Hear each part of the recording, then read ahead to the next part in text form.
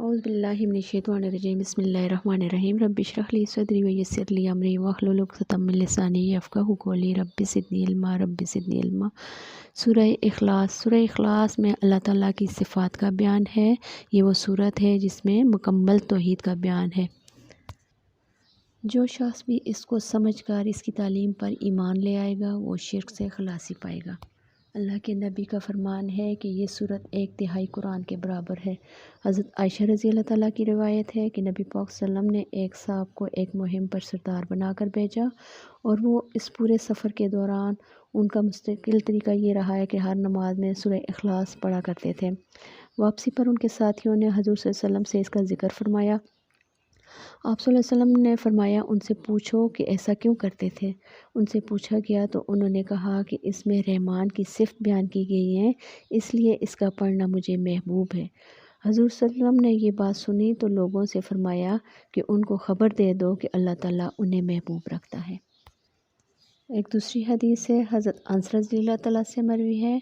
वो फरमाते हैं कि इंसार में एक साहब मस्जिद कुबा में नमाज़ पढ़ाते थे। उनका तरीका ये था कि हर रकात में पहले सूरह इख़लास फिर कोई और सूरत तिलावत करते थे।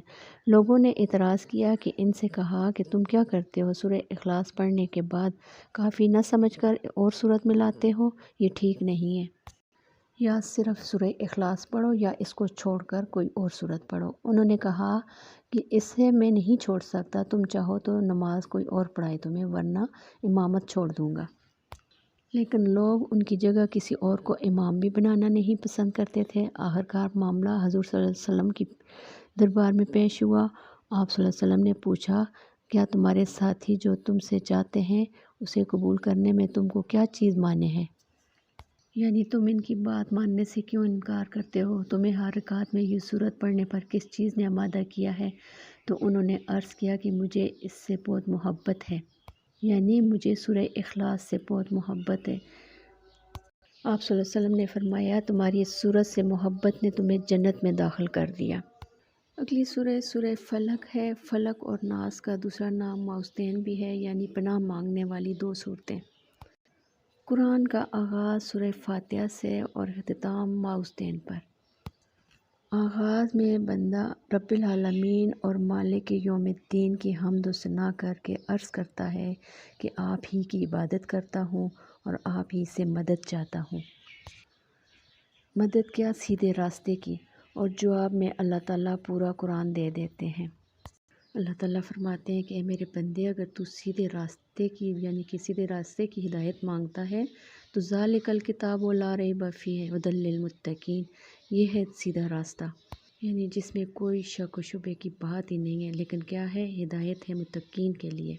यानी कुरान के शुरू में बंदा अपने रब से हिदायत की दुआ मांगता है और आखिर में रब फ़लक और रब नास और इलाहिन नास से अर्ज़ करता है कि मैं हर मखलूक के हर फितने के और हर शर से महफूज रहने के लिए आप ही की पनाह लेता हूँ, और ख़ुसूसियत के साथ शयातीन, जिन और इंस के वसवसों से आपकी पनाह मांगता हूँ।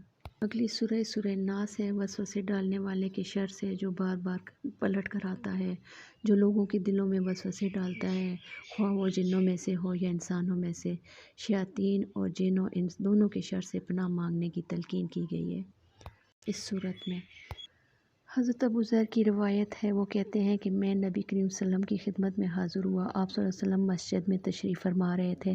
फरमाया, अबू ज़र नमाज़ पढ़ ली है? मैंने अर्ज़ किया नहीं। फरमाया, उठो नमाज़ पढ़ो। चनाचा मैंने नमाज़ पढ़ी और फिर आकर बैठ गया। हज़ूर सल्लल्लाहु अलैहि वसल्लम ने फरमाया, ए अबू ज़र, शयातीन, इंस और जिन के शर से अल्लाह की पनाह मांगो। मैंने अर्ज़ किया, या रसूलल्लाह, क्या इंसानों में भी शयातीन होते हैं? आप सल्लल्लाहु अलैहि वसल्लम ने फरमाया, हाँ। अल्लाह ताला हम सबको इंसानी हैवानी शर से महफूज रखे, अपनी हिफ्ज़ व मान में रखे। अल्हम्दुलिल्लाह, आज हमारा दौरे कुरान ख़त्म हो गया। दौरे कुरान नबी पाक सल्लल्लाहु अलैहि वसल्लम की सुन्नत है। आप सल्लल्लाहु अलैहि वसल्लम हर रमज़ान में जिब्राईल अमीन के साथ कुरान का दौर फरमाते थे।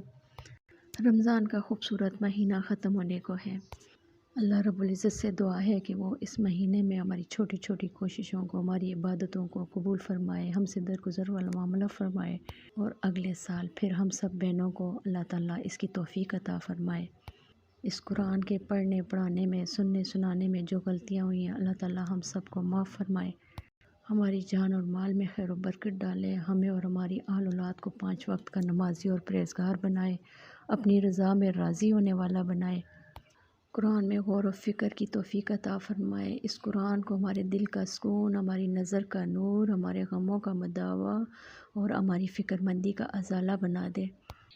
ہمارے والدین، ہمارے بہن بھائی، ہمارے عزیز و اقارب جو فوت ہو چکے ہیں، اللہ تعالیٰ سب کو بہترین جنت میں مقام عطا فرمائے اور ہمارا خاتمہ بالخیر فرمائے، اقامت دین کی راہیں ہمارے لیے آسان فرمائے، امت مسلمہ کو ایک دوسرے کا دست بازو بنا دے، فلسطین کے مسلمانوں پہ اللہ اپنا رحم فرمائے، جدھر بھی اسلام مغلوب ہے اللہ تعالیٰ اسلام کو غلبہ عطا فرمائے، وآخر دعوانا الحمد للہ رب العالمین۔